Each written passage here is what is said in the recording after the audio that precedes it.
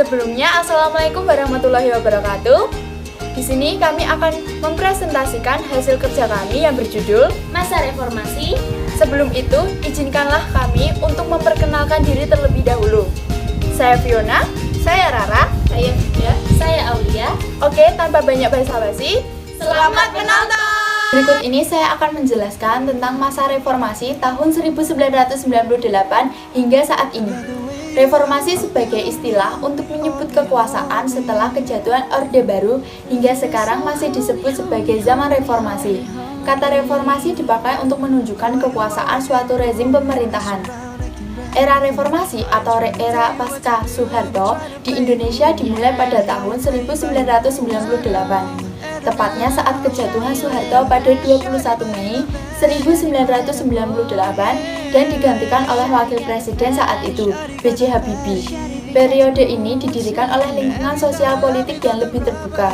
Ada beberapa peristiwa penting selama masa reformasi yang menandai kehidupan masyarakat di bidang sosial, antara lain otonomi daerah, konflik komunal atas dasar agama, dan ancaman terorisme. Bagian pertama, kebebasan yang mewarnai kehidupan masyarakat Indonesia saat ini meliputi berbagai macam bentuk, yaitu kebebasan berbicara, berorganisasi, berekspresi, dan sebagainya.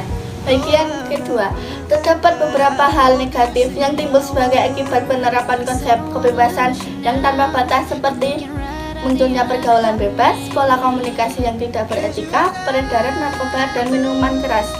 Pertama, aksi anarkisme disebut dengan filsafat politik yang menganjurkan masyarakat tanpa negara atau sering didefinisikan sebagai lembaga sukarela yang mengatur diri sendiri. Kedua, serta vandalisme sering disebut juga perbuatan merusak dan menghancurkannya hasil karya seni dan barang berharga lainnya, sehingga memicu terjadinya perpecahan dan penurunan moral. Sering disebut juga penurunan tingkah laku manusia akibat tidak mengikuti hati nurani karena kurang kesadaran diri terhadap kewajiban mutlak. Ketiga, tantangan lain dalam penerapan Pancasila di era reformasi adalah menurunnya rasa persatuan dan kesatuan di antara sesama warga sebangsa saat ini. Hal ini ditandai dengan adanya konflik di beberapa daerah, yaitu tawuran antar pelajar, serta tindak kekerasan yang dijadikan sebagai alat untuk menyelesaikan masalah. Peristiwa-peristiwa tersebut dapat menimbulkan konflik antar warga dalam kehidupan masyarakat. Saat ini, bangsa Indonesia dihadapkan pada perkembangan dunia yang sangat cepat dan mendasar, seiring dengan berpajunya pembangunan bangsa-bangsa. Dunia saat ini sedang terus dalam bergerak mencari tata hubungan baru, baik di bidang politik, ekonomi, maupun pertahanan dan keamanan. Salah satu cara untuk menanamkan pengaruh kepada negara lain adalah melalui penyusupan ideologi, baik secara langsung maupun tidak langsung.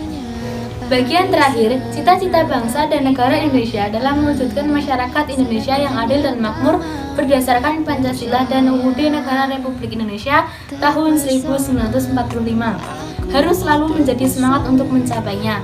Maka diperlukan komitmen bersama seluruh rakyat Indonesia untuk mempertahankan serta melestarikan nilai-nilai Pancasila dalam kehidupan sehari-hari di segala aspek kehidupan.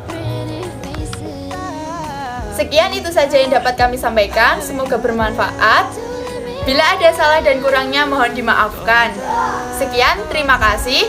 Wassalamualaikum warahmatullahi wabarakatuh. Thank you for watching. Maquille up a bun, bun, bun, and make a big